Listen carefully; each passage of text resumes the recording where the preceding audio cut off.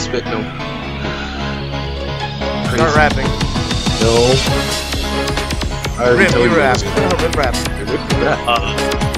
Yo, my name is Rip, and I'm tall, so sometimes I trip, and then stumble, then I fumble football, and then I play then yeah. Nice. That was good. Right. Unlike some people from that. Yeah, what the fuck, man? You're supposed to rap for me. Sorry, man. I'm Wow. sorry. I play Tekken. I don't rap. I don't. Arts. Stop doing that. Cute guys. I heard you ever seen the mean opera move. Yeah, I got that falsetto. Well, I used to before I got this fucking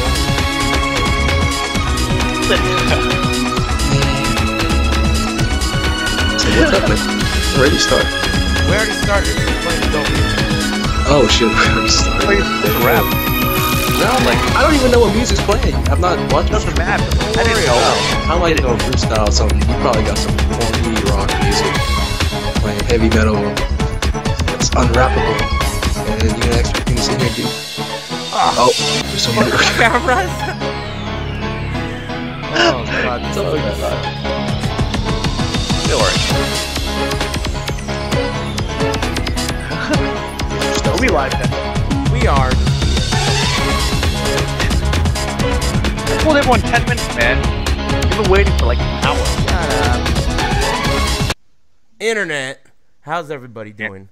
Finally got everything together. There seems to be some kind of issue with Skype. Every time the quality of this conference call goes down, their cameras cut out. So throughout this show, you may notice that their picture is going to cut out. So they just need to be sharp and click on the button every time that happens. So you got to be sharp. Also, I'm very disappointed Anakin did not rap for us because, you know, he's a star rapper.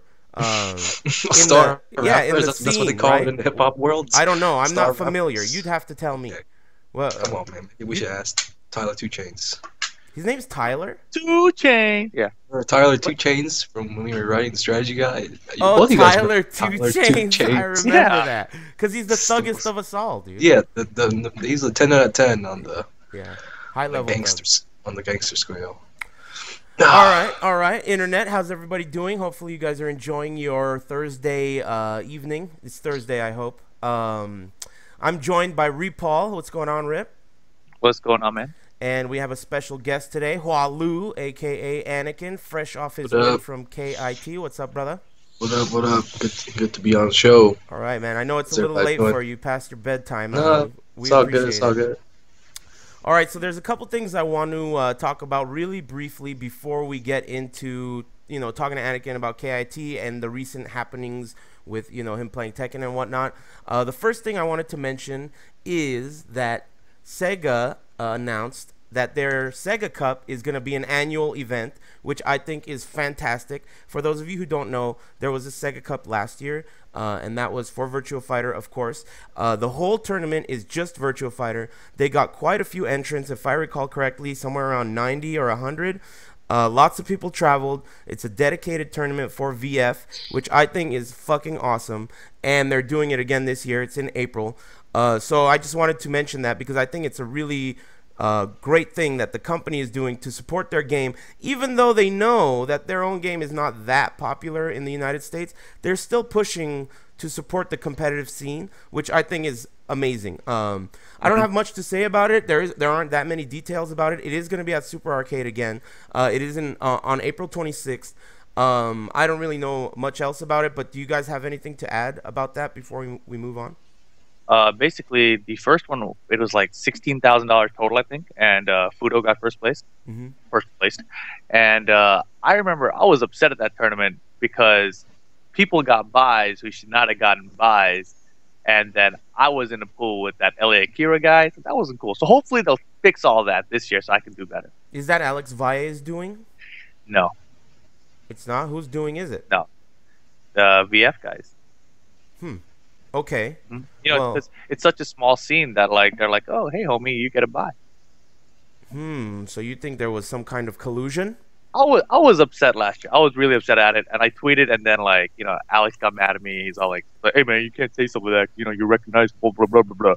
And I was like, "Yeah, well, don't let it happen then." Yeah, I mean, I agree with you. Especially you guys are from the biggest scene in the country that consistently had tournaments, and you guys played each other all the time, and both of you had like relatively good results. So it's kind of fucked up that that happened. But I didn't even hear about that. Either way, I personally don't really give a shit about those kinds of details. Fuck, that kind of thing is gonna happen the whole time. I gotta just not get emotional when it happens. Yeah, don't I just gotta play it cool.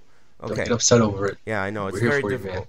It's very difficult. Anyway, so I think it's super dope. Do you have anything to add about that? Do you even play VF, Anakin? Not really. I don't play Virtual Fighter, but I do know it's a hard game, and I can appreciate things that are difficult to do. So I mean, props to anyone who's even good enough to enter a prestigious tournament like the damn Sega Cup. Fair But enough. Fair enough. I don't really know too much about it. What about for Namco? How do you feel about perhaps Namco doing something like this? I mean, and why do you think they don't? I think they do things like this. I mean, they do it in the form of the global tournament with Tekken Tag 2. They hosted that was pretty much the world tournament. They had qualifiers all across the world. So their tournament had a fair number of representatives. So I think that Namco has been supporting the competitive Tekken scene, and they're doing a pretty good job of it. But generally, they do one tournament series per game. This is an annual tournament for one game that's already out. So, I mean, I think what Namco does is really cool. I really like... I actually prefer the way Namco did it back in the day, where the entire U.S. would get regional tournaments, and then top 4 from all those regions would travel to, let's say, Las Vegas or whatever, and that would be the national, and then that winner would travel then to the global. But I don't know what the reasoning is that they don't do that anymore, but years ago that's what they did, and I thought that was the best format. If you can't have that format, I like this format where there's an annual Sega Cup. So it'll be like the Sega Cup champion for this year. It adds legitimacy to, I think, the series as a competitive game, especially in this country, because, if you don't have Sega Cup, what tournament is the main tournament for VF? It's not really, there is no like final round where, fuck, I hate that. Anyway, there is no final round or like, whatever. It's going to have to be something. So I like that Sega has stepped up and has decided to do this for their, competitors. I think that's really a big deal, and I really like it. Yeah, did Capcom do something like that too? Like, don't they have like Capcom Cup or something? They did one. This was the first one, as far as I know. I mean, I may be wrong. The second one. Oh no, it's 25th anniversary. Yeah, they did do that 25th anniversary thing, which was huge, and they gave away the car to what's his name? Yeah, and they did do a Capcom Cup, which I also like, and they're probably gonna do that annually. That sounds about right. I could imagine them doing that. And I mean, go ahead. May do the global thing or annually as well. We don't know. That would be really sick if that happened. So I hope this is a trend. I mean, these companies do have a lot of budget for marketing, so hopefully they apply it in this way. I really think that it's a good way to use your money. So unless you guys have anything to add, we can move on to the next thing I want to talk about. I was just thinking, you're talking about the regional tournament that we used to have for Tech, and wasn't that like all like through Jason Arney? Let me think about this. The last. Not all of them. Which one do you remember? I think in Tekken 4, Arnie was the one who ran. He ran Tekken 4. I do know that in Tekken 5, they were held at all of the Namco arcades, all the timeouts. He ran the Tekken 5 one for sure, because and I remember he ran the nationals. He was at the final stop. Yeah, but it wasn't at every single regional. Well, I mean, he doesn't have to be at all of them to orchestrate it, because I remember in Soul Calibur 2 and in Tekken 5. Both of them, he orchestrated the regionals, but he wasn't actually at the SoCal one. He just basically went to some of them, and he was at the final one. So you might be right, Rip. Maybe he was solely responsible for, orchestrating that. And if that's or the just case, maybe whoever's in place now just isn't interested in the same thing. What'd you do to your mic? What did I do to it? Okay, never mind. I think I fucked something up. Anyway, what did you say? I didn't even get to hear it. I was saying that maybe just whoever is there now, like in his place, just isn't as interested in the competitive scene. You know what I mean? Right. Yeah. And I was thinking about that recently, because Jason Arney, I was just thinking about the Soul Calibur 2 Nationals. it was so interesting because that tournament was held in an arcade in Las Vegas at the Texas Station Casino, right? And the way it looked was there were two back-to-back cabinets, Japanese style, and there was literally one huge, like maybe more than 50 inches, maybe 70-inch, ancient projector television, like one of those Mitsubishi old-ass fucking televisions, right? Like with wood paneling, wood grain paneling.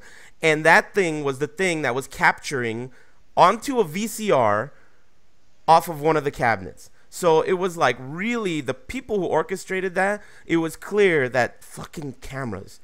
It was clear that you had to be a fan of the game yourself. Like, it was really obvious to me that Arnie went through those extra steps, bringing that Mitsubishi TV over, hooking it all up, because he himself wanted to record the matches. He himself wanted to put them out there. So I really think for something like this to happen, you know, the people that are in charge have to have a passion for it, which maybe perhaps the people who are in charge now don't. But that's all speculation. I'm not sure. Yeah. I don't even know if there is someone who is in his position now. Yeah, I mean, I don't know what his position was or whether that even relates anymore. But like, Right. they have a community manager, you know, since Filthy Rich has left. Who is that? There's a guy. His name is he's got a K in his name. That's all I remember. I emailed him. I was like, hey, I'm just looking for some TR codes because someone was supposed to send me that a while ago, and he just totally ignored me. So I'm like, and like when you look at his Twitter, all he's talking about is Dark Souls 2. Nice. So he's like, Tekken, whatever. I got Dark Souls in my mind. It's not even You know, a so person, man. It's just some algorithm that like Like, generates. he's formerly from like IGN or something. I don't know. He's got like red hair and a beard, I think. Cool. Sounds cool. Yeah. Red hair and a beard. It's fine with me. Red hair and a beard. Way big improvement from the last guy. Yeah. No beard, some weird ocean-looking hair. tattoo. Yeah, no hair. Bad jokes. Anyway, so the last thing I wanted to mention before we move on to interview Anakin is that Commando announced that due to SCR having both Soul Calibur 5 and Soul Calibur 2, on February 7th, which is I think a Saturday, Super Arcade is hosting a tournament for both of those games. Maybe as like a training, like, you know, these games are those kinds of games that don't really get tournaments that often. So they're dedicating that day to Soul Calibur 5 and Soul Calibur 2 for the competitors of those games, fucking cameras, to practice up for SCR, which is a regional major coming up. So, you know, I think that's pretty cool. I wanted to put that out there for anyone in the area, or maybe even people perhaps from NorCal, or anyone who can make it down to participate, because it's going to be a pretty interesting event, considering, like I said, these games don't get tournament attention too often. So that's one thing I wanted to bring up. But all that being said and done, again, that's at Super Arcade, February 7th. All that being said and done, we can move on and discuss a couple things with you, Anakin. And, of course, Rip, if you think of any questions you'd like to ask, just chime in. But the first thing that I wanted to talk to you about was Tekken Smash. So you started doing Tekken Smash with Incognito. I don't remember when it was, but you did about 4 episodes, if I'm not mistaken. Now tell me, the first thing I want to know is, what about doing that show do you feel was difficult? Because when I do this show and I don't do anything. I don't do any note taking. I don't fucking think about it before it happens. Right before it starts, I'm always like, oh God, I don't know how to do this. What do I do? You know, it's like really minimal, and I still get very frustrated just doing it, you know? So what I want to ask you is, what about doing that show was difficult? Because you guys had segments and all kinds of material, and you had like to have 4 or 5 people ready to go waiting, 2 people for an online match, 1 person for a Getting Trill match or whatever, you know? It's like, it seemed very difficult. So what about that do you feel was difficult in your eyes? Why can I not hear him? I don't know. Do I sound good though? You sound great. Oh, I'm sorry. I That's tried okay. to Go mic ahead. muted. That's all right. Well, I was saying, well, like you said, we were trying to do a lot of things with all the segments and everything, because we figured it would be entertaining, and that's what we were going for, just something for the Tekken community for the most part. And so a lot of times we find that it was hard to fill in all this time, that we would have to spend talking about things. In the Tekken world, things don't move quickly week to week, as you can see. So Yeah, I know. pretty much there weren't too many tournaments to talk about. There wasn't players just aren't bickering all the time anymore. Unlike back in the older days.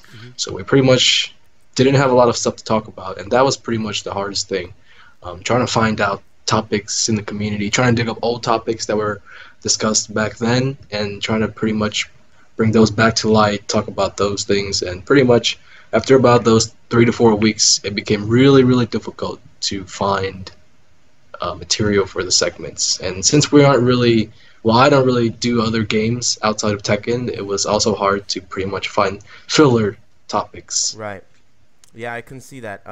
That's one thing that I feel like helps a lot around here.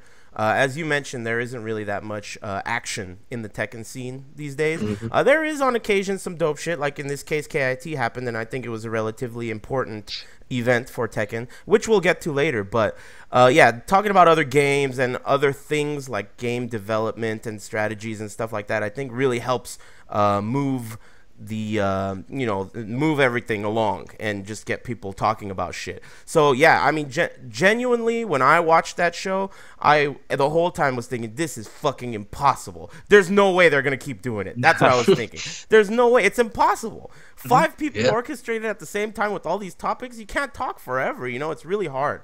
So now let me ask you, why'd you stop doing the show? Was just because topics? There wasn't that many topics. Well, I guess you could say that it was a combination of two things. First of all, what we just talked about, there was just too much time we needed to fill it, not enough topics. We were trying to do the show once a week, then it moved to once every other week, and eventually it kind of died out. In addition to that, like right when we started the show, I just got a new full-time job, and I think Incog was working too. So one of the challenges was to find times to even plan out the show.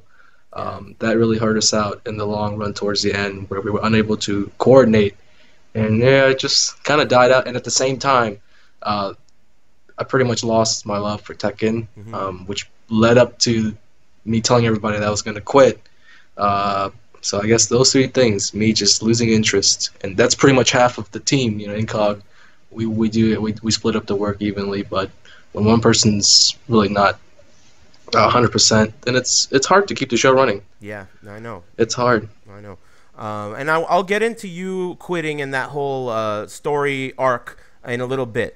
But before we move on to that, I wanted to ask you how you feel about and what you know about the fact that the show is allegedly going to continue and now is going to be hosted by NYC Fab and Incognito. And I don't know if you've seen it, but there is a really hilarious trailer on the internet of the comeback of the show. And it's like one of those movie trailers with like really unnecessarily epic music and like it had the epic cuts music. And like all the text, dude. And then the funniest part is the day came for the show to be on and that shit didn't even happen. They had this crazy edited trailer with like and all this like crazy shit. Who made the trailer? That shit didn't even happen. They blew their whole budget on Snoop Dogg, dude. That was it. They didn't have blew any their more load budget. on the trailer. Yeah, the trailer broke the bank, dude. The art director was and that it's like a really well edited trailer, way better than anything I could ever do, ever, right? And it's like the show not only didn't happen, the comments in the YouTube, it has like 300 views, and the comments are like, cool, I can't wait. What happened to the show?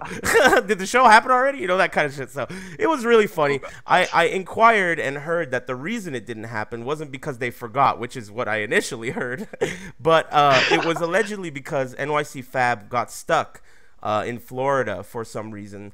He actually told me that on Twitter. But what are your thoughts on the show continuing without you? How do you feel about that? Because a lot of people are interested in knowing that. Oh, well, first of all, I mean, I don't really have a problem with them continuing the show. To be honest, it was Incog's idea in the first place. He approached me, and he's always wanted to do like a Tekken type show. And once I started streaming Tekken, he found a pretty good he found a good person to partner up with and do the show. And that's how we paired up and did the show on my stream. Now I guess since I stopped playing Tekken, and Incog obviously wants to still do the show. I don't mind him doing it with Fab. I even offered actually to give them all of the cool pictures and stuff I made in Photoshop to help them out because of course I'm down to support. Yeah, I've known Fab, I've known Hancock. They're really cool guys, so whatever they do, I'm down to support. But I didn't know that the show didn't take place until recently. I asked Hancock at KIT how it went, and he was like, "Yeah, man, we didn't even do it." He didn't tell me why, but he just told me he didn't do it. I was like, "All right, Yeah. well, just let me know when you want the images, because." So that's it. There was. I still have That's them. all he said. We didn't even do it. We got those dumbasses put out that cool trailer and didn't even do it. Yeah, I mean, Baited. he didn't even brag about. He didn't mention the trailer too much at all. He just said they didn't do it, but they do plan on doing it at some point Okay. once they get their stuff together. I guess maybe waiting for things to take off in the technical world. A couple of big tournaments are coming up. Okay. Okay. Fair enough. Okay. So that moves us along. Fucking cameras, dude. That moves us along to the topic of you, as you said it, losing your love for Tekken and publicly announcing that you're retiring. Which, I don't know if you know, but that got you at least one bitch calling on this show. And I can honestly say I think that's fucking retarded. Announcing to the world that your Messiah is now leaving the scene. I mean, what is your logic behind that? Why did you quit?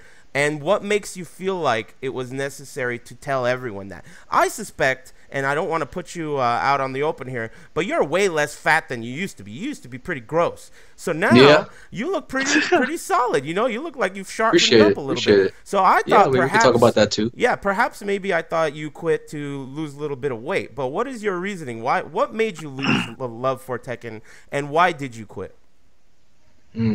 Where to start? I guess first thing I would like to say about that is when I did make the post and the announcement in the academy, I never used the word retired, specifically because you only retire from a profession, and Right. Tekken is strictly a hobby. It's not a job. You don't. It's not a reliable source of income, unlike what other people would believe. Yeah. But it was only a hobby, and I felt like a lot of people followed my journey in the Tekken world. They like to players like to watch other players, and I could tell that a lot of people followed my Tekken career or whatever, or Tekken background. So I mean, I figure I let everybody know that I was going to step away from the community. I really don't want to play anymore, and not to look for me at these tournaments and stuff. So that's All it, really. the many tournaments that you traveled to, right? Yeah, I mean, I go to a lot of them. There are a lot in the Southeast, just because the West. I've never been to an Evo, but that's really the only thing you can say about me. I've been pretty much everywhere else. Texas. Okay, fair All enough. across- So what all was across the South, but what yeah. I want to know is what was the reasoning? Like, why did you quit? What about the scene made you? I mean, it's one thing to be like, oh, I don't really feel like playing Tekken for a couple weeks, which I do all the time. I switch games, I try other shit, Sonic Adventure, dilly dally, whatever. But Yeah. what happened that made you think, you know what, fuck this. I don't even want to. I want everyone to know that I don't want to play Tekken now. What was your logic and reasoning why? Well, part of it would have to do with like me getting older as a person. Okay. I mean, I've been playing Tekken since I was a little kid, 10 Really years, young. 11 years, and now I'm in my 20s, and I feel like I've been playing video games for a bit too long. It's time to grow up and Okay. maybe find other things that I could look to be good at. I've done a lot in Tekken, and I'm pretty proud of what I'd accomplished. So there wasn't too much left to do. I mean, if I stay, I'll just continue to compete, and then people will like me, people will hate me, and then things are just gonna stay. But I felt like I wasn't really gonna be doing too much else besides the same old stuff, and it just got boring. Okay. And yeah, that's one reason. Another reason would be the damn community, man. I mean, I feel like out of place these days when I'm at tournaments. The scene is just completely different compared to the tournament days of old. Be specific. It's, be specific. I mean, people were a lot more competitive back in the days. However, it was a more competitive slash friendly type of atmosphere. And nowadays, people not only are they less competitive, how they also take things a lot more personally. Oh, really? Okay. Can you elaborate Yeah. on that? Just people can't accept losings. A couple of the other top players or guys who follow and support those other players who are just so negative all the time. Well, I mean, That's it. I know, I understand you don't want to say, necessarily put anyone under the bus, but I mean, I'd like for you to be more specific. Like, what do you mean? Like, did you say something that offended someone? Are you talking about the whole, like, real law stealing strats thing? Because, I mean, personally speaking, people say a lot of shit. I mean, I got my fucking shit pushed in by Gaguni last night, a couple of bears. But really, I mean, I have the thickest skin on the planet. God knows. There have been some coarse, to say the least, things said about me. And it really doesn't affect me in the least bit. But what do you mean specifically? Because I know you're a pretty tough kid. What affected you that the community did, or what are you talking about? What do you mean? Well, it was pretty much just the same old stuff. Like I've always wanted to play simply for entertainment purposes, and it seems like a lot of the people that I play against, some of the people I meet, and I guess I'll drop some names. The New York guys, Royal Law, Fighting Jam, Okay. whoever else that really takes this game more than what it is for what it is. So I really don't enjoy that. It's been like 6 7 years and people haven't changed. And if like I'm gonna stick around, then that means I'm gonna be seeing these people for years to come. Yeah. And you gotta ask yourself if you really want to deal with that. I don't. So I just thought I'd take a step back. That's an interesting stance. I mean, we're in SoCal. We're lucky because we have a pretty big scene. So if you don't like, let's say I fucking hate Rixta's guts, his short guts, right? I don't really have to play against Rixta. I could play against someone else. I mean, there's a lot of people to play against, and you don't really have to deal with people you don't like necessarily. But I can see where you're coming from because, sometimes people just don't necessarily mesh outside of the game itself and the competition itself. But I really personally, I don't think that's that shouldn't stop you. I've always said since the first time I saw you play Tekken 6 at MLG, I always said that I thought you were the best player in the country. I also think you're a dick, and at a certain point, I thought you were grossly fat. But those things set aside, you are an extremely skilled player, and I think someone of your skill level shouldn't allow, griping random, people like GM and Real Law to discourage you. I mean, that's just my personal opinion. I think you should don't let them discourage you. I mean, it's just, people talking shit. It's really not that big of a deal. Yeah, I mean, that type of stuff, it doesn't discourage me. It's more of like it makes the game less entertaining for me to play. I mean, when I'm at these tournaments, people are always going to be looking for me to play certain people, beat them, and pretty much establish dominance or whatever. And it's gotten to the point where I don't really care anymore, but I am kind of pressured to do well or to perform in some type of way. Of course. And it's just kind of getting old. Interesting. You have anything to add to that, Rip? It looks like you've got some thoughts brewing in there.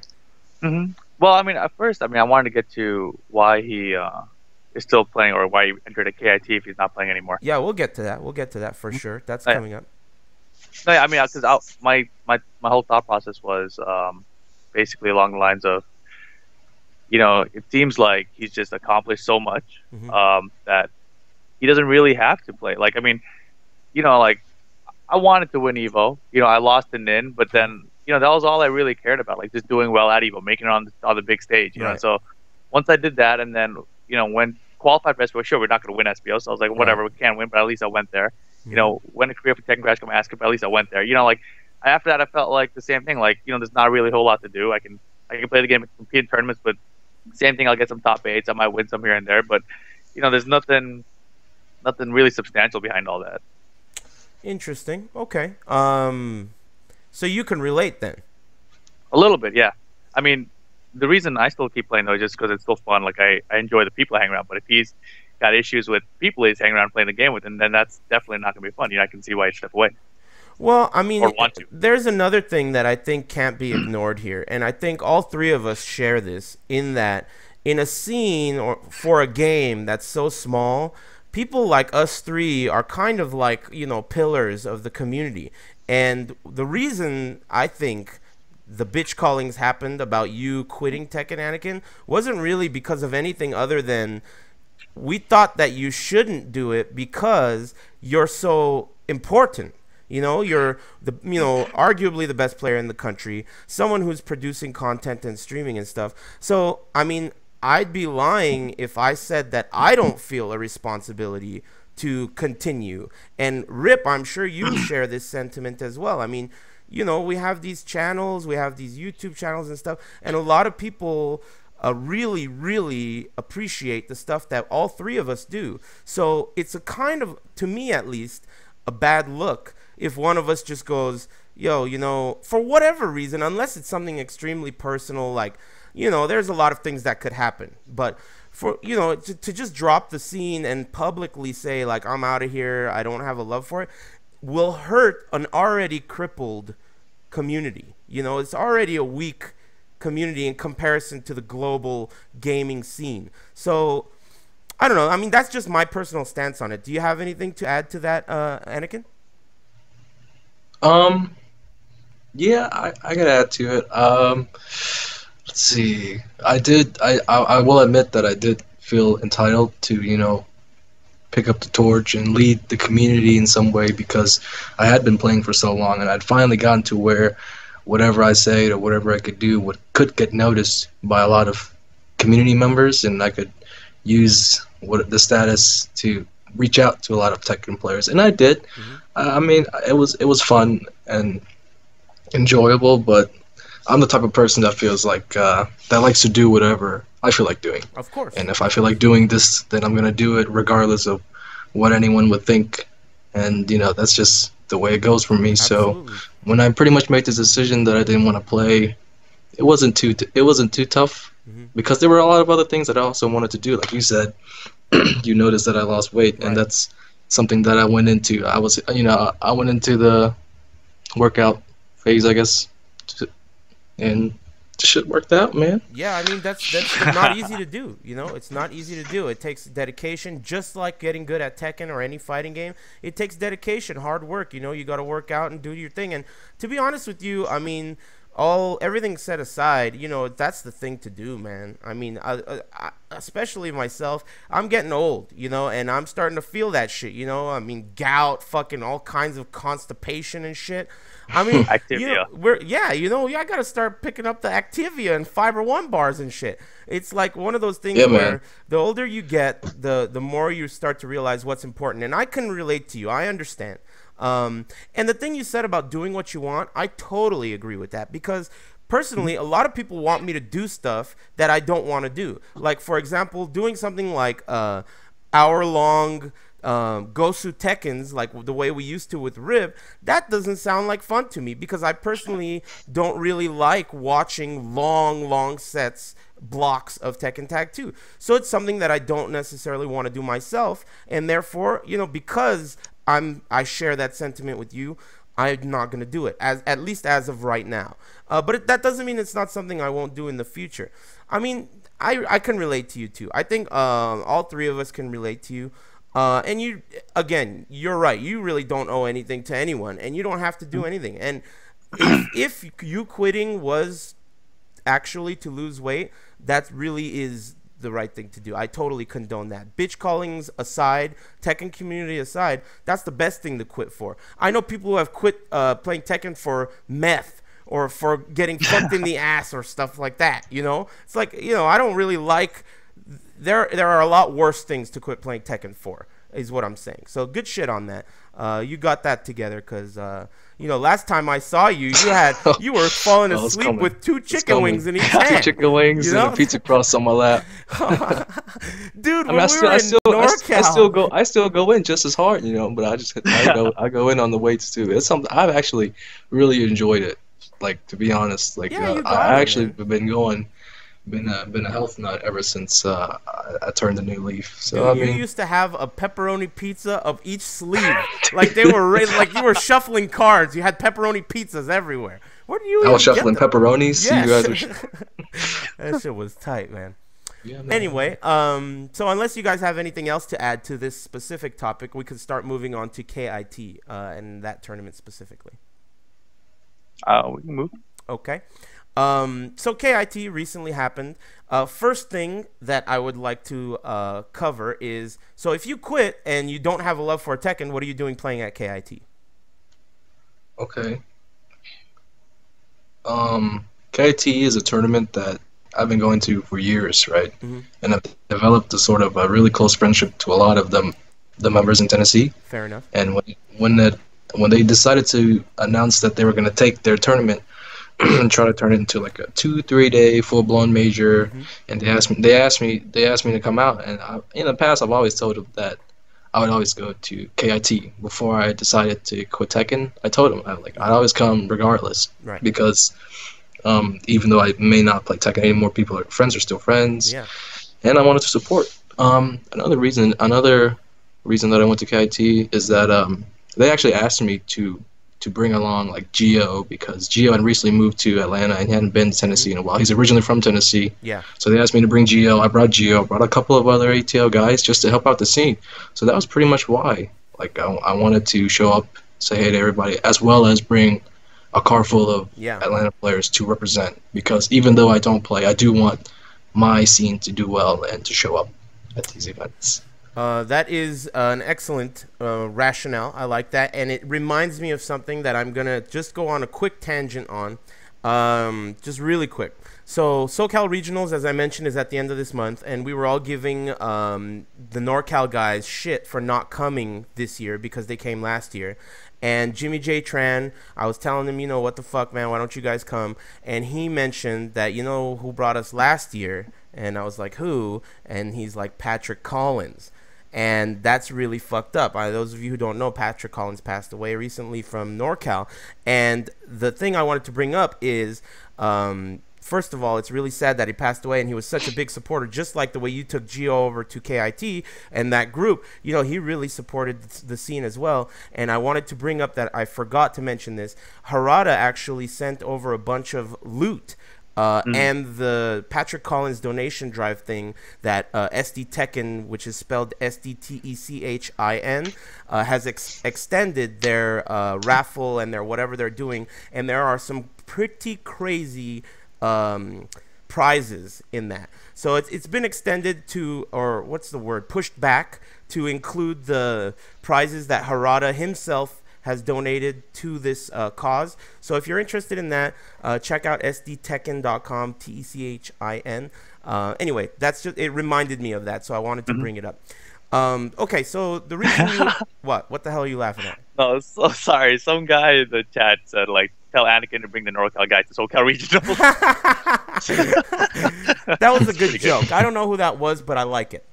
But yeah, I mean, okay, so moving on, the next thing I want to talk about is at KIT, I didn't get to watch all of the matches, but I heard that you played Mokujin and some other pretty goofy characters. And I know you mentioned it on your post interview that you had, that you weren't necessarily trying to insult anyone.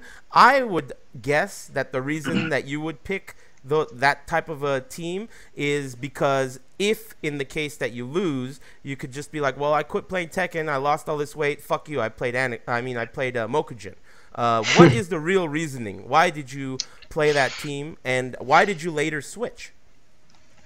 Oh man, good question. To be honest, I've been wanting to play with Mokujin in a tournament for a really long time. However, prior to KIT, every tournament that I entered, I really wanted to win, or I had to win, because I was still active, and if I lost, then I would receive all this backlash, disappoint everybody that plays Tekken in Atlanta and stuff. So I really never got an opportunity to pull out any other team other than what was thought to be my main team. And Mokujin was a character that I've been working on ever since this game came out. Arguably, I've spent the most time trying to learn every single character with the character that I play Mokujin with. There's a lot of special tech that goes into working specifically on Mokujin. Yeah, absolutely. And there are advantages, disadvantages, but primarily I feel like there are more advantages than anything. So now, like, once I was at KIT, I figured, like, hey, supposedly I'm not really an active player anymore. I feel like I've got nothing to lose. Let me go ahead and see what would have really happened had I had to start playing Mokujin. So in the pool stages, I played with Mokujin and Marduk all the way through until I made top 8, where I then played Jack and Jack. So Okay, let me ask you this: did you beat any notable players with the Mokujin Marduk team? I beat Off in Bed, Okay, that guy that That's plays gross, dude. You Fading shouldn't do Away, that. you beat and off in Jim bed. I gotcha. Off in Bed. That Clever. guy, pretty good. He's a new guy, but he's still trying to build some experience. But other than that, I don't know. I It would be beat off in insulting to say bed. no because that would be like saying everyone that I beat with Mokujin wasn't good, and like I don't think that's the case. Well, I mean, okay, But those no people that notables, are no those. notables. Yeah, that's what I mean. There's no reason to get butthurt, you non-notable players that he's not mentioning. You know what I mean? Like someone who I would know. That's what The I'm people I asking. had forgotten already. Yeah. Okay. All right. Yeah. So you consciously switched to Jax in top 8. Was this because you feel like you accomplished what you wanted to with Mokujin, or was it Sort of. because I kind of feel like you played? I mean, not playing Mokujin in the top 8 would have been weird. I mean, it wouldn't have necessarily been disrespectful unless your opponents are just really sensitive bitches. But if you're able to win with this team, I mean, end of story.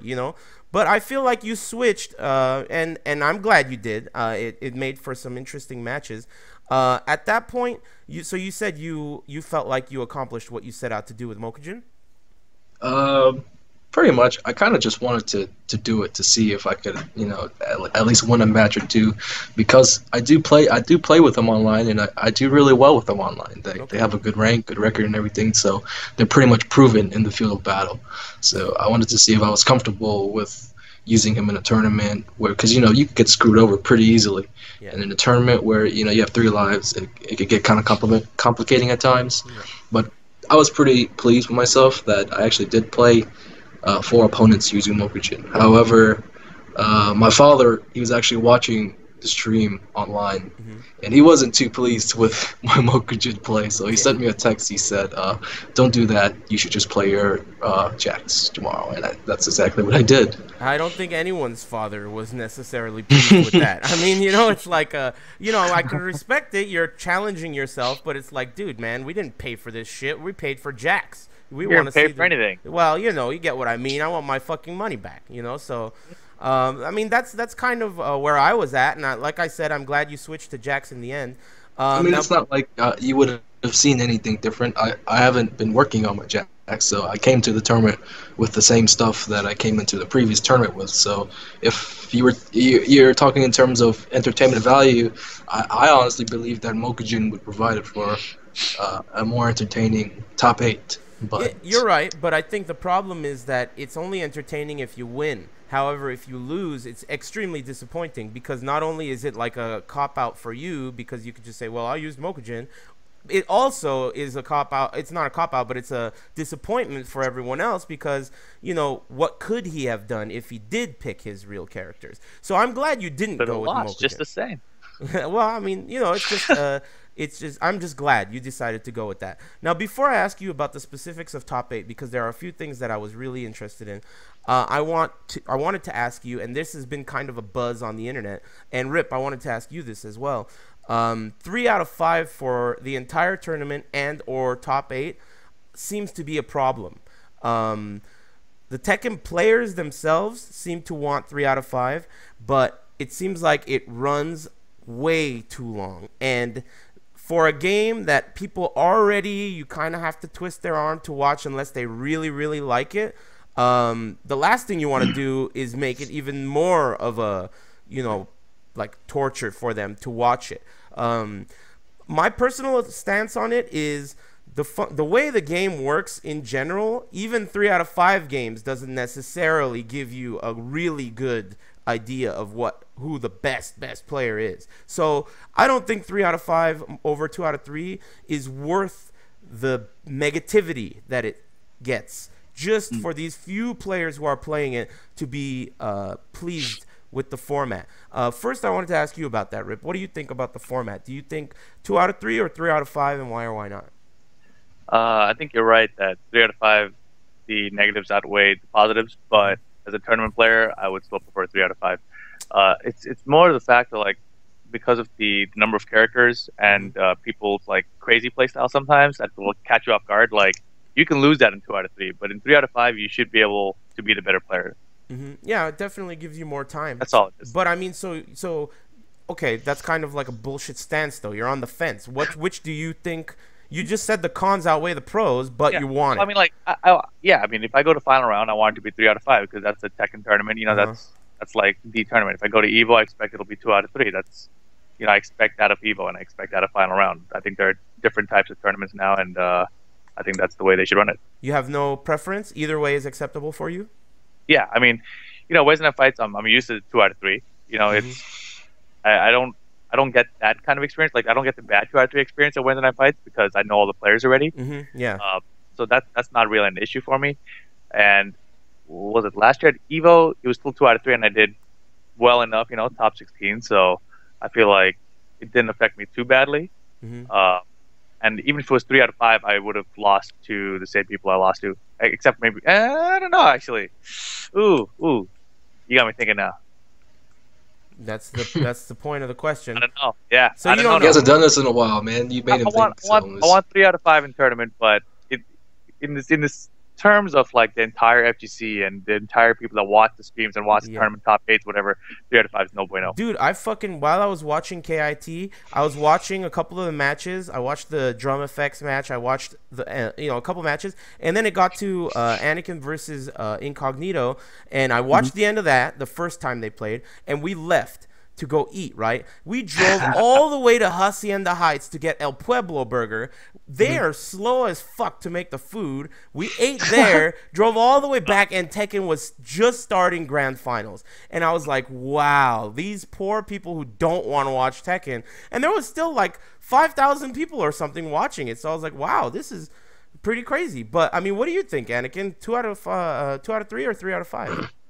Well, I think that regardless of how interested someone is, you know, people can watch any game as long as the commentary is entertaining. I agree. So, you know, I don't think it would matter in a major tournament where you have access to a lot of players who are knowledgeable about the game, who are also entertaining. You know, you sit those two guys down and talk about the game, and people will just tune in, watch, and maybe even gain interest in the game. Absolutely. While they're watching. So, at these big events, I think it is important to do the 3 out of 5 format. For me, a tournament, there are a lot of things that you do differently in a tournament than you would do in a casual match. And one of those things would be to adjust really quickly.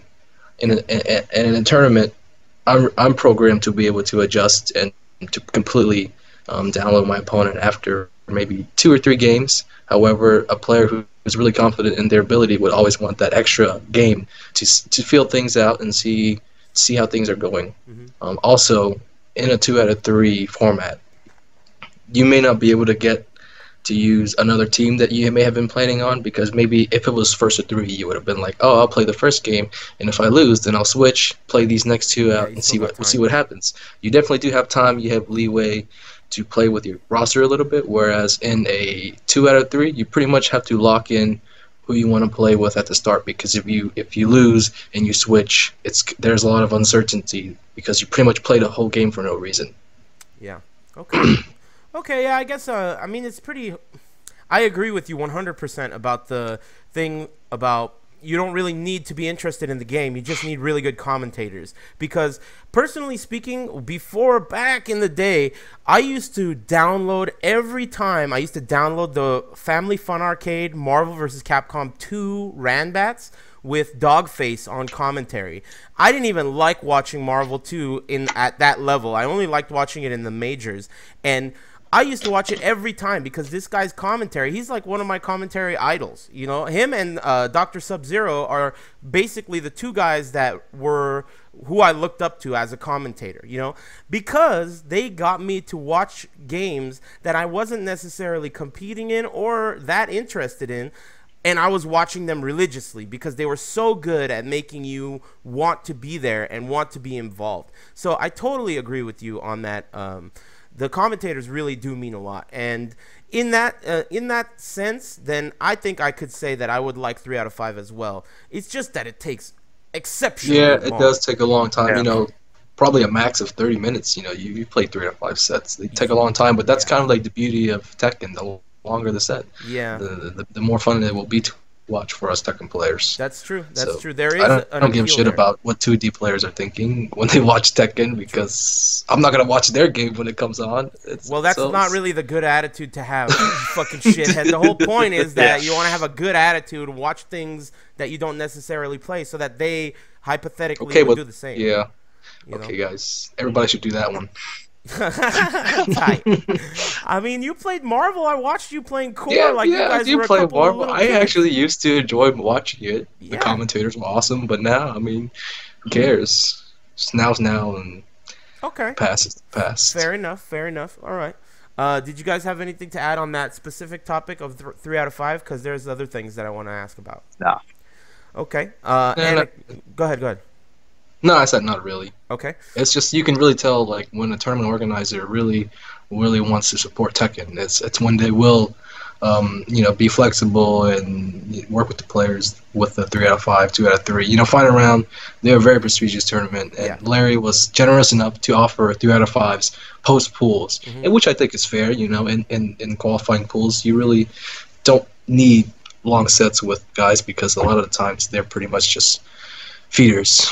Yeah. I I mean, want it the other way around. you want pools I to be want 3 3 out out of of 5? 5 and 2 out of 3 and 2 out of 3 the rest of the way. Because after the pools, man, you're gonna beat me. You know what I mean? If you're gonna beat me in pools, though, some bootleg shit is gonna happen, and who knows? You know? Huh. Okay. So the random factor is very dangerous for Rip, while on the other hand, Yeah. Anakin thinks that in the pools, heavy hitters are not going to be clashing yet, so you don't necessarily need 3 out of 5. Interesting. Not yet. And also, like, towards the end of the tournament, toward the later phases of the tournament, the deeper you go, the more legitimate Tekken that you're going to be playing because there are no more shenanigans. You pretty much get to play straight up Tekken, and you would probably want more games to play a legit, honest, stand-up game. For sure. Yeah, I mean, I can agree with that. If you want the right result. Yeah.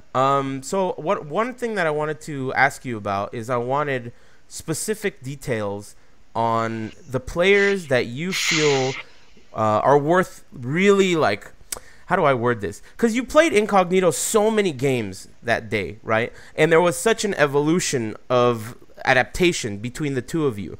I personally feel like Incognito is really bad at beating people that he respects.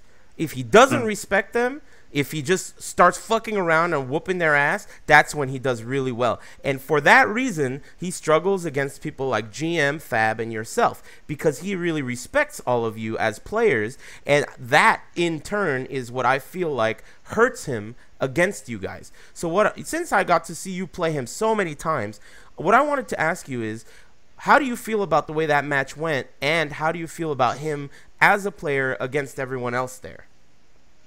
Well, first of all, I could tell that two things. Well, one thing I could tell before playing him was that he was extremely nervous for whatever reason.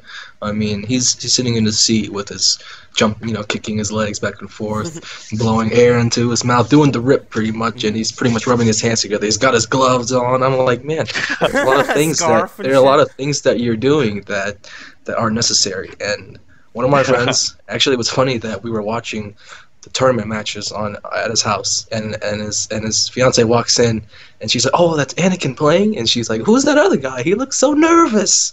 And she doesn't even play Tekken, but she can tell from a mile away that this guy, compared to his opponent, who would have been me, and I just sit there and I look dead into the screen, with my blank stare or whatever.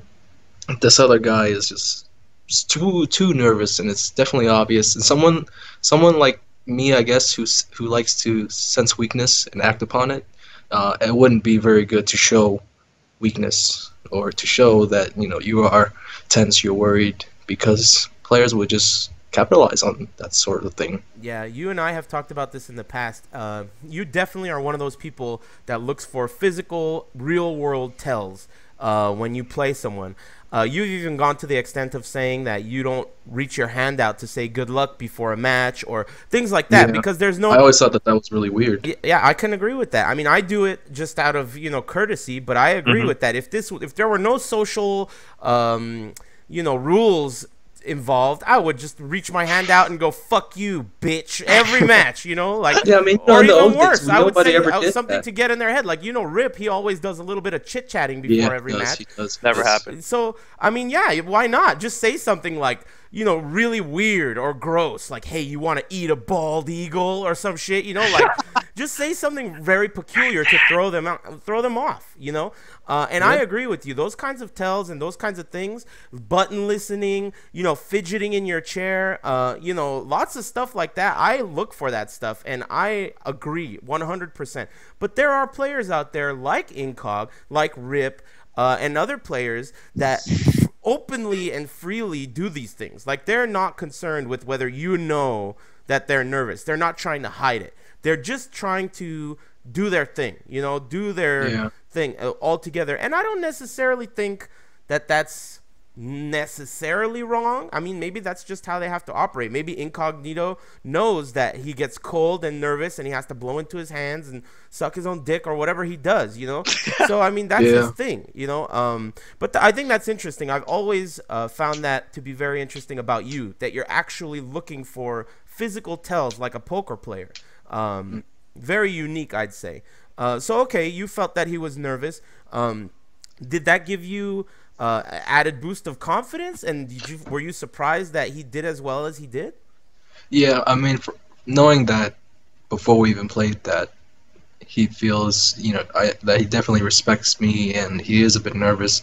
I've already known that I have the advantage going into the match, so I pretty much wanted to play very, very aggressive to start off, and I knew that the crowd would be on my side. They'd be screaming, and so I pretty much wanted to take the early lead. And when we first played, it did actually work out well. However, he was really hard to put away. I did notice that. And playing Incog specifically, I could tell that he had definitely prepared for the matchup. There were things that he was doing. I can mention them if you like. But yeah, I would like. There were some things that he was doing, such as Jack's, two punch. If I like to do two punch to pretty much start offense. However, that attack is only it's even. So if I do two punch, which is 11, and I do two punch again, he can actually do one punch, which is 10, and that would beat out my two. And up until then, I hadn't really fought anyone who openly did that every single time. And at first, it was giving me a hard time. However, later on, I didn't make the adjustments, and I traded. I did 2 forward 2 every time, and as you can see, it wasn't a good trade for him. Yeah, that's a bad trade. A couple other things is that I want to see. He also did a lot of bob strings. Okay. He was doing a lot of bob strings, like 1 down 4. Yeah. I mean, I don't know. I was actually able to parry those, but I guess he felt like that was something that was good against Jack. I mean, you could tell that he really wanted to get up close, but things just weren't going his way. And I also could tell that the approach he was taking was to not really try to parry any down back ones. I guess he didn't want to get launched. But so not yeah, ducking, that was rather. Yeah, he didn't duck. He it. didn't go for parries. He just pretty much wanted to crush my lows using Bob's hop kick. He used a lot of Bob's hop kicks. I noticed that. And that was totally crazy in the first match. I couldn't believe it. That a player so talented was just doing these hop kicks. That's what I'm saying, really, dude. Really good. What did I tell you, man? He beats people when he shows them no respect. That's when he does his best, because he just parties. He's got that style where if his opponents like run it black and he's just like, man, fuck this guy, he'll just start doing the craziest hop kicks, and of course they're gonna work and the opponent's gonna get flustered. It's just that I think he respected you so much that it was clear that he wasn't able to like party the way he likes to. He didn't have any ecstasy. It was just like whatever. So I don't know. I mean, I found that to be a really interesting match between you two. But anyway, continue. You were mentioning specifics. Okay, specifics. Yeah, I mean, pretty much once. What we were talking about just now, I totally forgot. But once low pairing, he was crushing and doing crazy hop kicks. Yeah, I mean, and then once I figured out like I could take a different route offensively to and ensure that I would block all of his hop kicks. That rushing down Bob became a lot easier, and even when he did throw them out, they would get blocked. So that was pretty much eliminated from his game completely. And then after that, I did notice that he was throwing more, but I was really on point with the throw breaking, surprisingly. For being rusty and all that. I mean, I like to think that the crowd was really helping me out. For sure. For sure. And I also hear that he is the type of player that does get nervous, especially when the crowd is yelling in his ear. Oh. And I'm telling you, man, there is no other crowd like the ATL crowd. So they're notorious. Yeah. And one more thing would be Brian and Bob. Those are two characters that I'm really familiar with. Yeah. That I've been fighting against for years, and so I know he recently made the switch to Bob. So there are going to be a lot of things he had to overcome, with all this existing Bob tech and Bob strategy out. He really had to do something unique with his Bob in order to give me trouble. Like full screen hop kicks? Yeah, that. And also, he was giving me a hard time with doing crouch dash ones from mid-range to get in. I knew he was going to do it. However, I just kept giving him credit and assumed that he would at some point switch it up. Also, he kept doing the hop kicks, so that pretty much did not allow me to duck under those crouch dash ones. And you know how much I love to duck under high strings, high attacks. But all in all, it was a pretty good game. In the end, I don't think that he broke enough grabs or pretty much made me stop using my grabs. That modified Volcano Buster or whatever the fuck it was really cost him a lot, especially towards the end. I mean, he was not able to break those. That was a problem. Yeah. I mean, that's going to hurt. So yeah, for sure. Okay. Another player that I wanted to ask you about is actually the Oscar Jack player. He got 7th. I think his name is Drum FX? FX. Yeah, Drum FX. Georgia. Is that the guy that I played in Atlanta? I mean, in Texas? At MLG? Yeah. Yeah, the guy that almost beat you. And he dropped his combo. He did the same thing. He did the same thing at this tournament. Yeah, dude. He was playing against, I forget who his opponent was, but the same combos that he dropped on me a year and a half ago, he dropped against this guy, and they were the game-winning combos. I'll never forget that set, man, where he had you in the combo. Yeah, dude. It was up 2-0, and somehow you found a way to come all the way. Every time, it was. And he was genuinely good. I thought that guy was good. He played Oscar, which is generally seen to be a relatively weak character, and he played her in such an interesting and defensive, sharp way. But man, I was so shocked that it was still the same problem after a year and a half. Yeah, he's having. Yeah, I mean, he's actually from here. Yeah, he Atlanta, does not play with us too often, but everyone loves him. He's really fun to play against. I think that in order for him to take his game to the next level, he's gonna have to drop Jack 6. Interesting. I feel like he's too inexperienced with Jack, and his play style doesn't really enable him to play Jack to the fullest. His main is Asuka, and so he should find a character who complements Asuka. And Asuka seems to be a team that he just threw together because he played those two characters. I mean, no one else is rocking that team, which makes it a lot harder for him to learn how to do all that stuff. He pretty much has to come up with all that stuff by himself, and even then, you won't even know if your stuff's the max damage or legit because there's no one else to refer to. It's really hard to learn a team by yourself, and Jack and Asuka doesn't really roll off the tongue for me. Even though he's very talented, and I think he could be a top player with enough guidance. I think he's one of our rising stars. Another guy we have is Obscure Darkness. I don't know if you ever heard of him. Familiar. Obscure, the Alisa player. Oh yeah, the Wang. Okay. He's actually really young, man. 18 years old. So we got some new blood coming, rising. So that's good to hear. There really shouldn't be a problem once I'm gone and out of the scene. Once you die. When I'm gone. Another player that I wanted to ask you about is Cody. So Cody's been around for a while. He's pretty old school at this point. But at least personally, maybe I haven't been following too closely over the past several years. But it seems like he's really reaching his pinnacle of skill. He's doing a lot better than at least I've noticed he's ever done. What do you think about his play style and his performance at KIT? Well, as I don't know if you may know or not, but Cody has been putting in a lot of work Yeah. in getting better in Tekken. He actually, if I'm not mistaken, traveled to Korea just to practice, and he's been to Cali a couple of times. I think he won one of the Wednesday night fights, and he recently went to the NorCal to train. So and also he's been going to pretty much every single major, semi-major, 30-man, 40-man tournaments, pretty much getting the really good experience. Cody has always been a player that's been the same, that's plateaued. He plays these Mishimas. We already know that he's really good with doing electrics, but we've always been waiting to see him do things like mix players up and be solid. And for the first time, it seems like Cody is exhibiting the ability to become solid.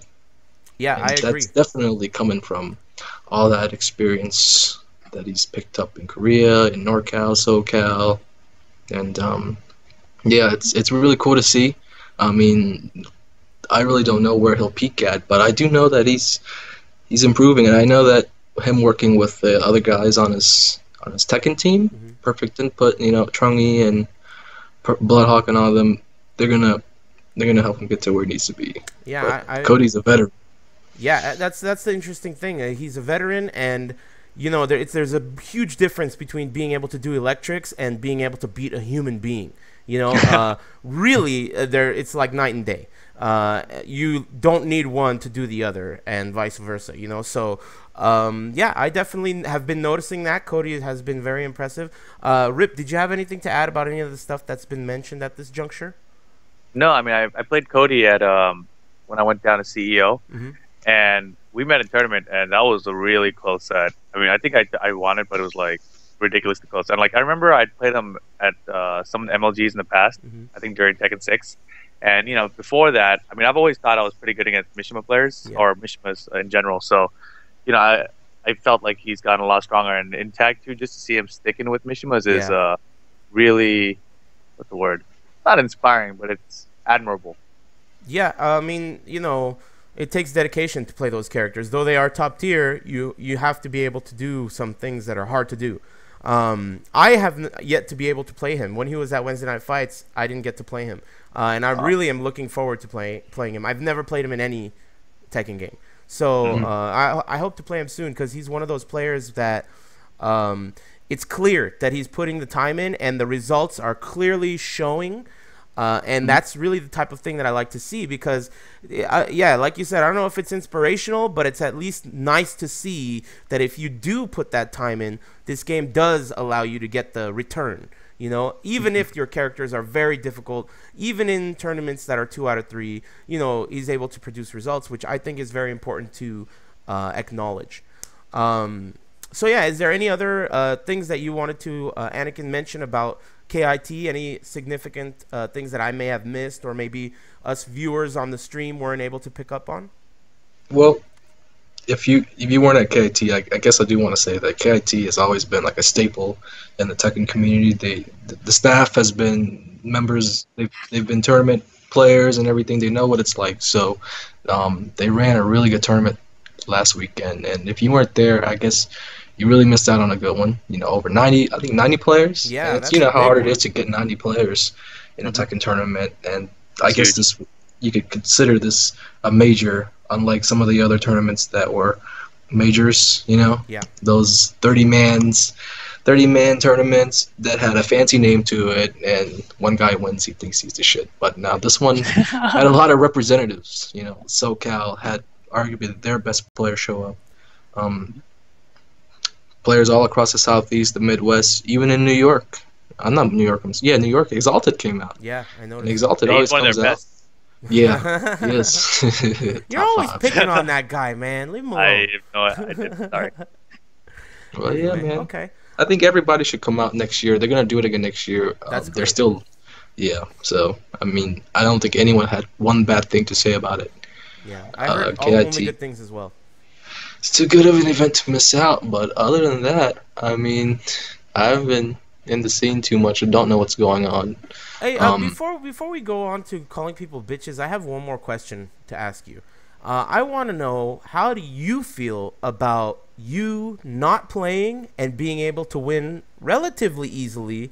I mean, you did struggle a little bit against Incog. There were some moments where I thought he could take you, but it seemed like every time he got close to taking the lead and overtaking you, you just kind of pushed his head underwater a little bit.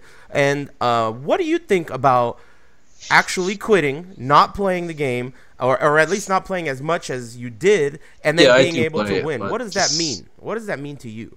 What does it mean to me? It doesn't mean anything like special. For example, oh, I don't play. In my mind, I'm not thinking anything like, oh, I don't play, but I can still win up the shit. I wanted to win just as much as anyone else in that top 8. I feel no one wanted to win more, and no one wanted to win less. You know, we all worked hard for it. So, at the end of the day, losing would have meant just as much to me than as it did with Incog, because I know he was very disappointed. Of course. And had I lost, I would have been just as disappointed, losing in front of all my boys and all the people that are watching on stream who may have wanted me to win. So, and then to have, you know, Cali come into the South and to take a title, I just didn't want to let it happen. But Yeah, I don't like to make excuses. So me playing or not playing, it doesn't matter. I decided to enter the tournament knowing, you know, win or lose, I was going to face the consequences, and I won. I caught a lot of heat for using Mokujin and for retiring. I don't know what people love. You shot yourself in the foot for that one. No, man. That's what you get, man. I wasn't gonna play. I never said retire. Yeah, but dude, you know how people are, man. I mean, how is someone gonna say that to his buddy? Who, you know, like, no one's gonna say, "Hey, did you hear Anakin's no longer going to play Tekken?" They're gonna say he retired. You know, that's what they're gonna say. That's how things. But I'm not on Facebook. I didn't read your announcement. You know, I heard it from hearsay. You know. True. But hey, let me ask you this, Anakin. Are you saying you're not retired now? What is your current status? Yeah, what is your status as a player? Free agent? Are you going to be at final round? Are you going to enter that? I mean, because you talked about, you know, KIT was in your region. I'll definitely be at final round. I mean, I live right here, and like I said, I definitely do want to see you guys. If you're coming, I want to hang out. I want to say what's up to all the people that are coming out. Why wouldn't I be playing or not? More than likely I am gonna enter, because I could see a bunch of people asking me to enter, like, hey, you gotta play, you can't not play. Yeah, of course. And I don't want to hear that shit all weekend, so more than likely I'm going to enter. And I don't know, like, I'm just looking for a good opportunity to just disappear. That's really what it is. Like, if I could just I even deleted my Facebook and everything just so that people wouldn't contact me. Boy, you're so emotional these days, man. What is well, this I know, man. I'm sorry. You don't have to start crying. I'm sorry. I'm sorry, man. I mean, what the fuck are you taking? To say? I really don't want to. Are these the steroids you're taking and shit, causing all these emotions? Dude. It's these weight loss supplements. Tired, man. It's late. I mean, yeah, I hear you. It's hard to get out thoughts at this point. Okay. Well, like I said, yeah. Go ahead. That's it. Yeah, I don't want to keep you much longer, man. The last thing I wanted to do is go ahead and call your bitches. I'll let you go last, Anakin. So, Rip, who's a bitch? Oh, God. First? You go first. I'll go first. I'll tell you who's a bitch. The VF community. The VF community is a bitch. And I like all of them. They're all really cool dudes. That guy Plague, he's a great guy. We talk about all kinds of shit, muscle cars, whatever.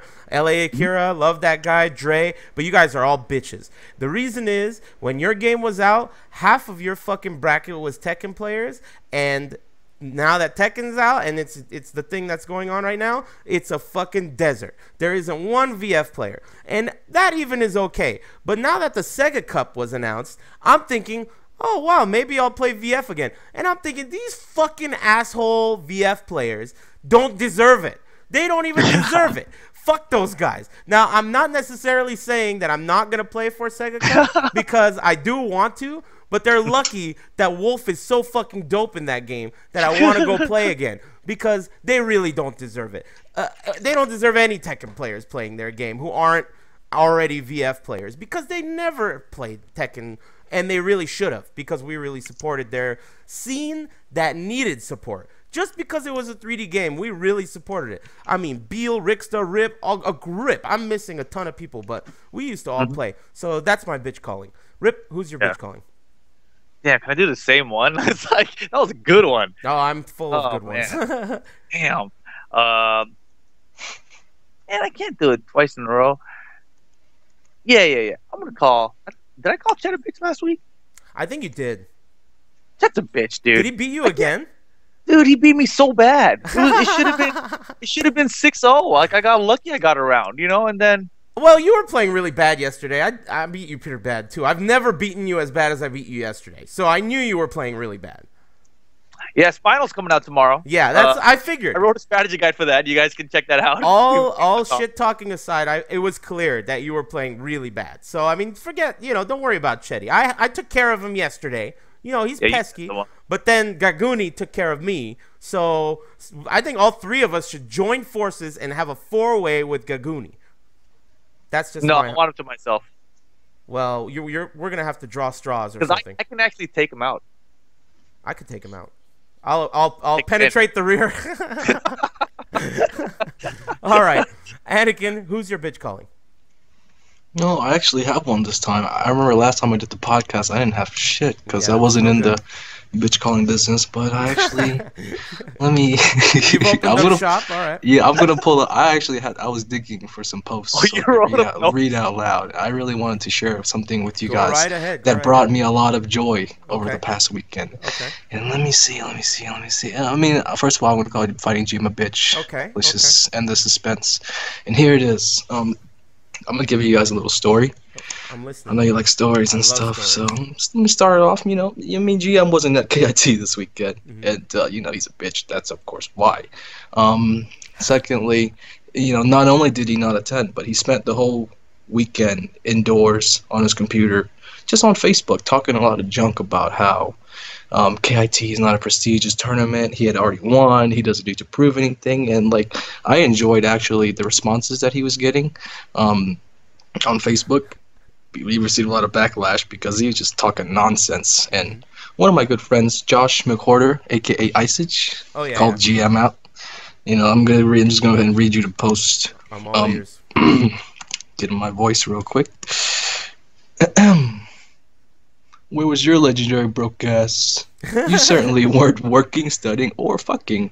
You can try to put a little bass in your rah-rah all day, but there's a reason that you aren't in any music videos or publishing strategy guides. It's because your personality is about as attractive as you are, and a rare old spike for Prince Albert would be the next best thing. Just admit that you couldn't afford a Greyhound and secretly wish that you could make top 8 with Mokujin.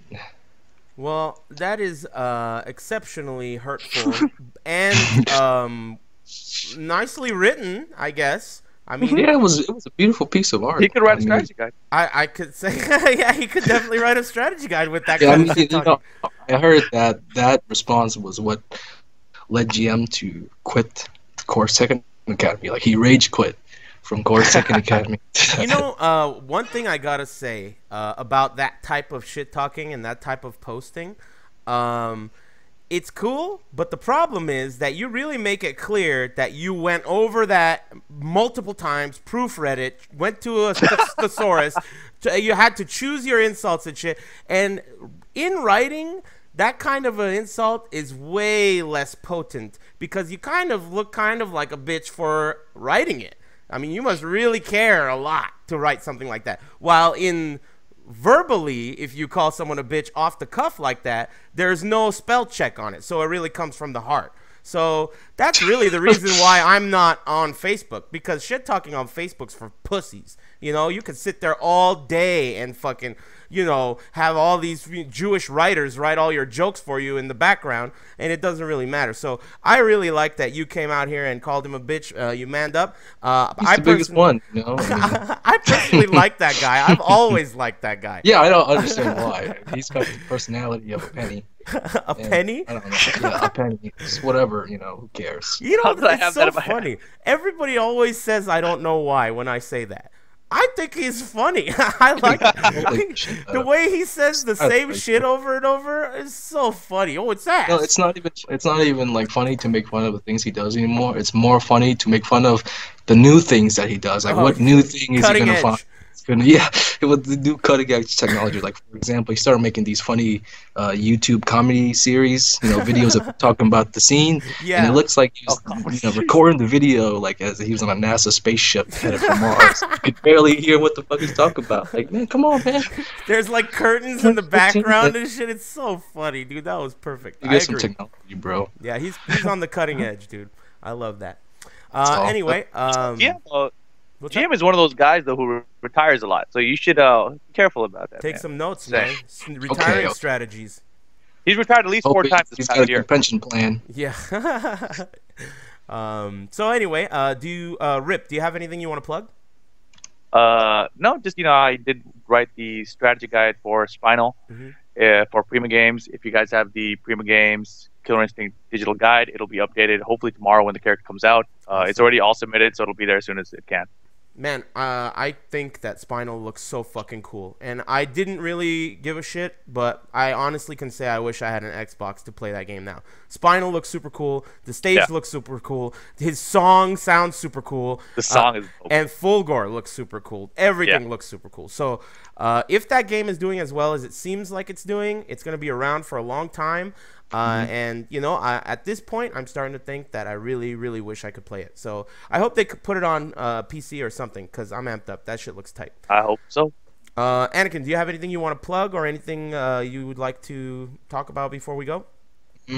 Shout out to Atlanta. Shout out all the supporters, and that's it, man. Other than that, if you guys want me to unretire, you should fly me out to these events. Okay, I'll get right on that. I'll open the pocketbook and fly you. Anyone who's listening, man, I saw Rip get a $50 donation on a stream today. I was kind of jealous. Yeah, he's a baller these days. He could quit What his happens day job. when you don't retire? Yeah, that's true. What happens when you do retire, though? You get all KIT. buff and shit. Yeah, when you get buff, you win KIT, and you call GM a bitch. Sounds I call him. Every time somebody asks me about him, I say the same thing anyway. So I'm always gonna like that guy. Not only because I like him, but because everyone hates him so much. It's like the reason I like Run It Black. I mean, you gotta like that guy. I like Run It Black. I think he's entertaining, actually. I wouldn't call him entertaining in the least bit. There's nothing entertaining about him except for how pissed he makes everyone else. That's it. Other than that, yeah, okay. That's exactly the reason. He's a big troll. So easy. Oh, you just reminded me. Anyway, all right, guys. You guys can all go fuck yourselves. Thanks for watching, Internet. Take it easy.